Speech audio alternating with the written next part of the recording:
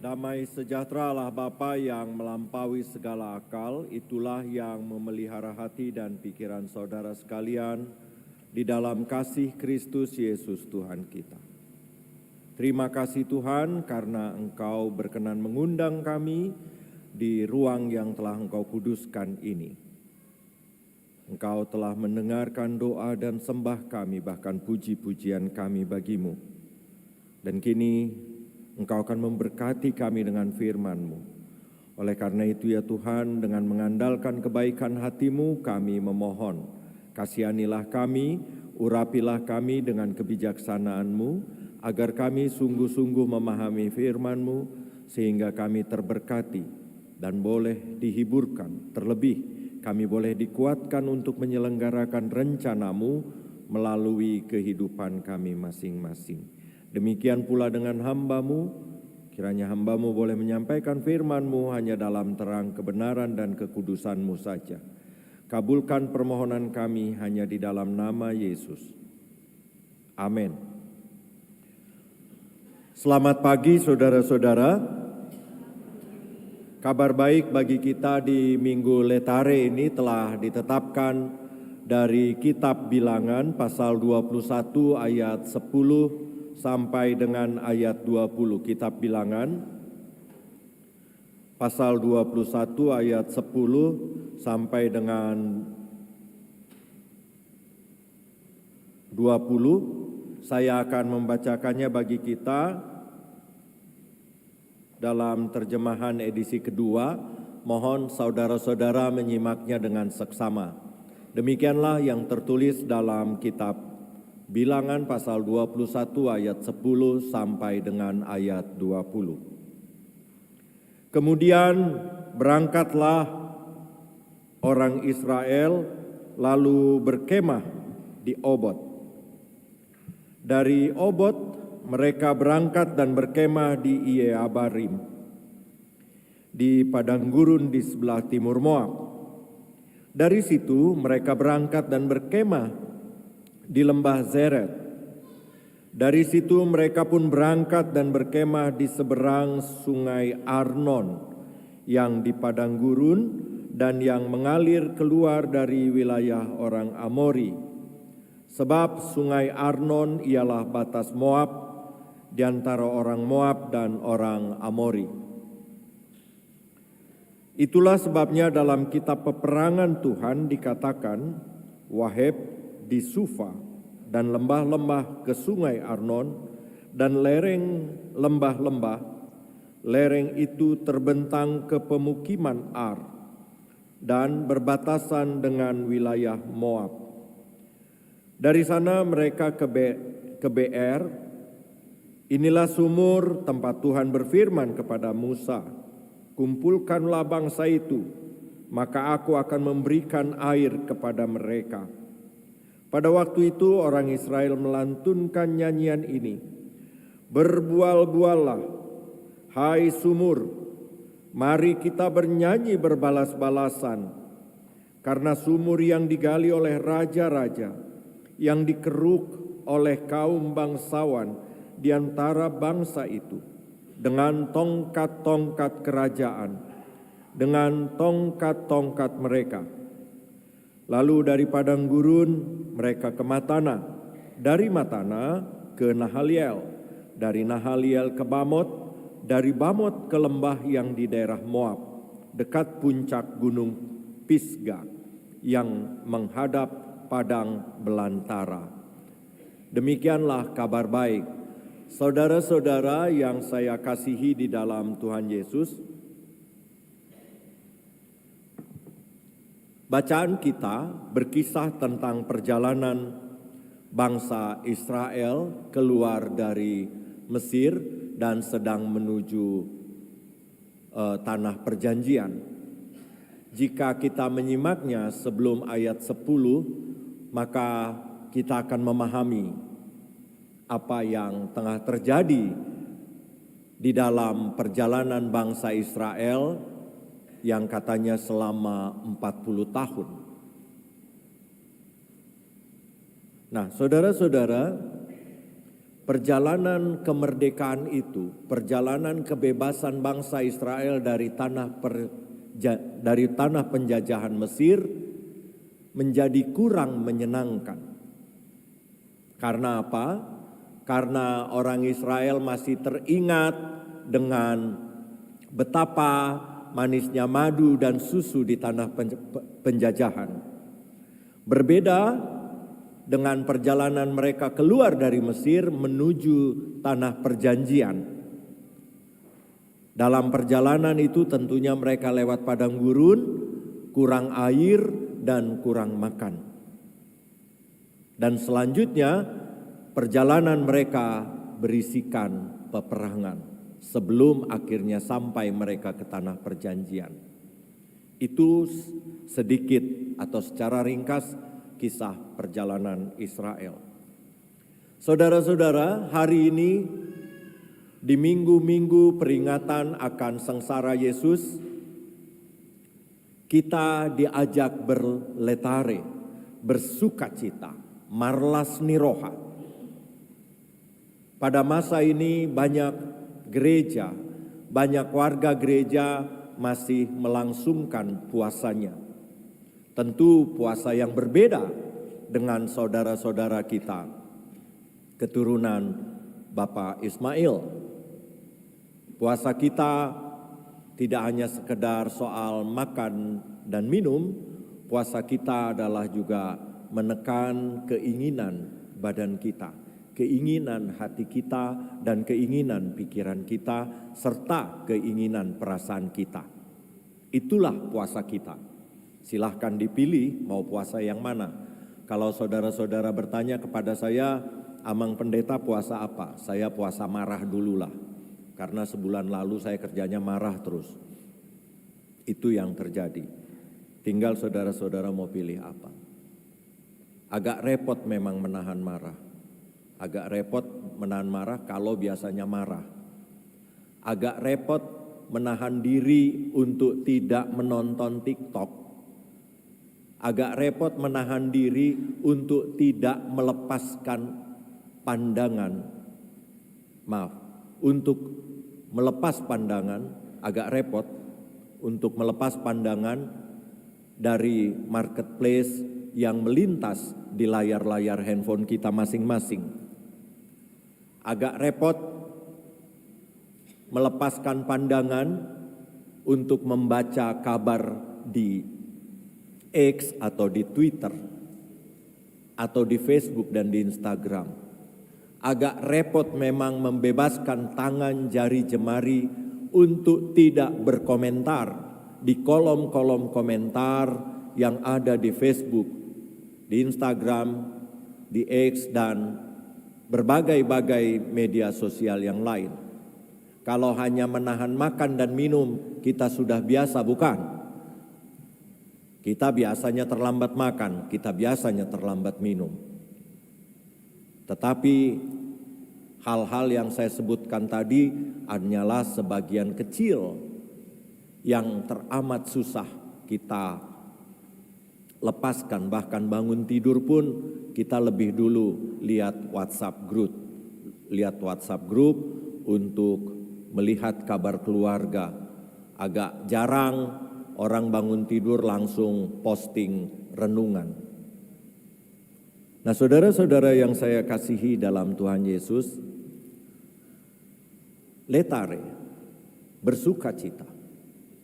Tuhan sejak awal telah membentuk kita untuk bersukacita di dunia ini. Apakah yang membuat orang tidak mampu bersukacita? Apa yang telah, nah itu dia Sophie udah kedengeran ya.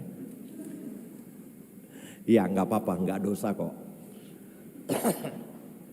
Nggak dosa kalau buat saya ya, kalau buat saya nggak tahu untuk hatinya. Tapi saudara-saudara yang tidak memasang Sophie, tolong jangan hakimi beliau. Saya nggak lihat itu siapa yang pasang. Jangan hakimi karena mungkin lupa. Ya, saudara-saudara, apa yang membuat kita susah untuk bersukacita dalam kehidupan kita? Apa yang membuat kita susah untuk berbahagia ketika melintasi, ketika melewati berbagai-bagai penderitaan dalam kehidupan kita. Yang membuat kita susah berbahagia di dalam kehidupan kita yang telah dibentuk Tuhan sedemikian rupa indahnya, dan kita hendak diantarkan kepada kebahagiaan yang berikutnya, kebahagiaan yang lebih baik, kebahagiaan yang kekal. Itu adalah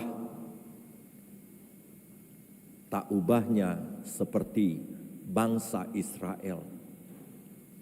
Pada awalnya mereka bersuka cita dikeluarkan dari Mesir, tetapi mereka lupa dengan rencana Tuhan di dalam kehidupan mereka, yang hendak mengantarkan mereka ke tanah perjanjian, di mana mereka boleh minum susu, boleh menikmati madu dan anggur dengan rasa merdeka.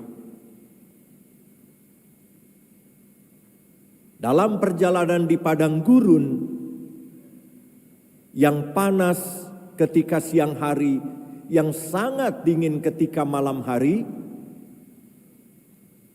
mereka terganggu oleh hal itu. Mereka teringat kondisi di Mesir yang bisa minum susu, bisa minum madu, bisa tidur nyenyak pada malam hari, dan bisa berteduh pada siang hari. Mereka teringat akan hal itu. Tapi mereka lupa bahwa mereka tengah dijajah. Dalam beberapa minggu ini, di minggu-minggu masa sengsara Yesus ini, ketika kita mengenangkan sengsaranya Yesus, dalam minggu-minggu ini khotbah bagi kita semua mengingatkan kita betapa perhatian kita terpecah oleh kondisi yang lalu maupun kondisi yang ada di sekitar kita, sehingga kita juga lupa dengan cita-cita kita. Kita lupa dengan harapan kita. Kita lupa kita hidup dibentuk untuk berbahagia. Taubahnya dengan anak-anak kekasih kita.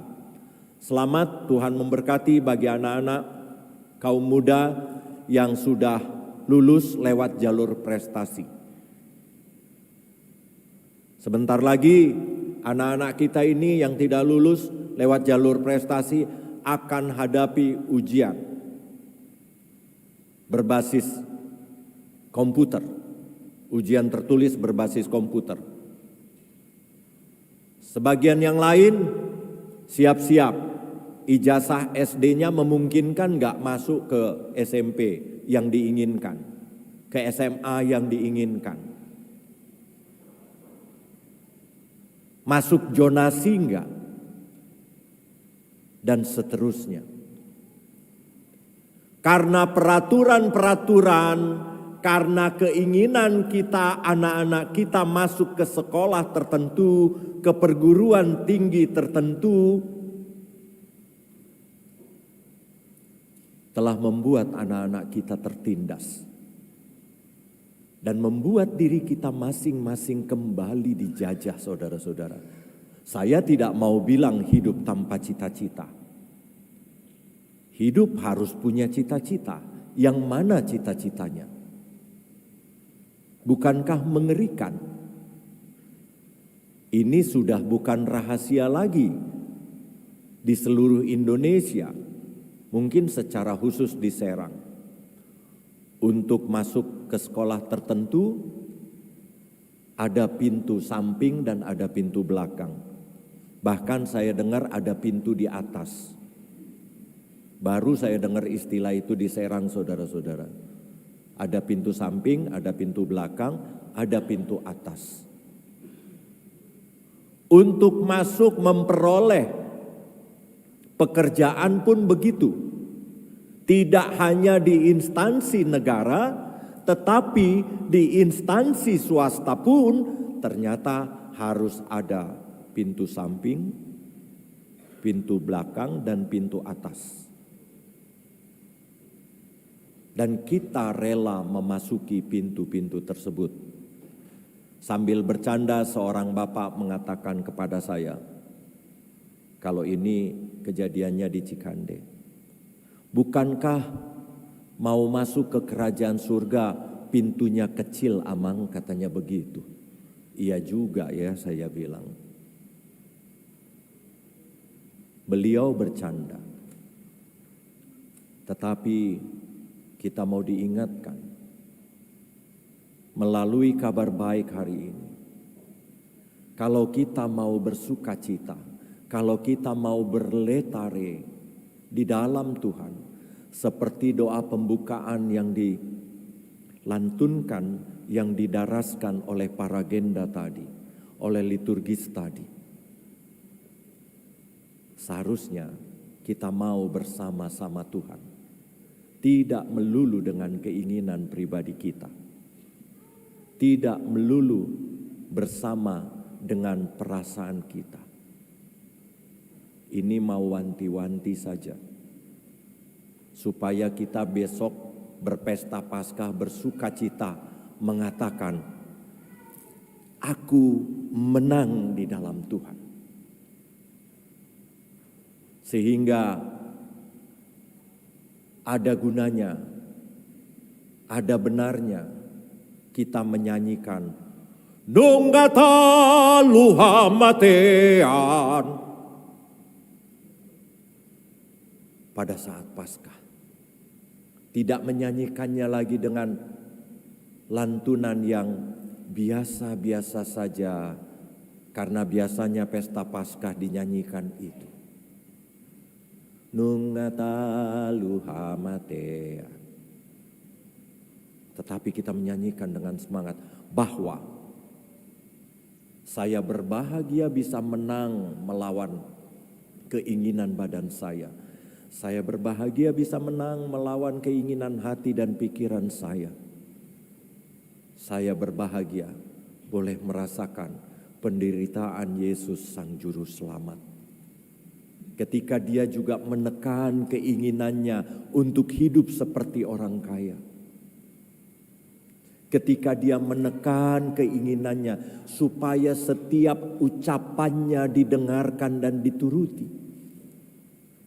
Ketika dia menekan keinginannya mau hidup seperti orang muda.